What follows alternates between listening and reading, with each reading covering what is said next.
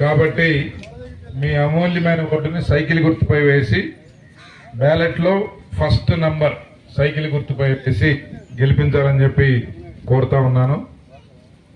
ఈరోజు చాలా ఇబ్బందులు ఉన్నాయి.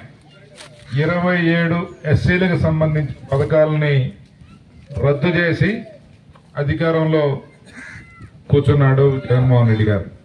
అంటే గతంలో ఎన్నో ప్రభుత్వాలు ఎస్సీలకు ఇచ్చే స్కీమ్స్ని ఇంకా పెంచడానికి ప్రయత్నం చేసినాయి. కానీ ఇతను ఇంకా పెంచుతాడనుకుంటే వాటన్నిటిని రద్దు చేశాడు.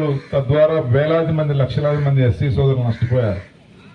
గ్రామాల్లో ఏమీ అభివృద్ధి కార్యక్రమాలు జరగలేదు. కాబట్టి మన ప్రభుత్వం ఏర్పడాక మీ అందరికీ ఇప్పుడు 3,000 రూపాయలు ఉన్న పెన్షన్ని 4,000 రూపాయలు చేయడం జరుగుతుంది.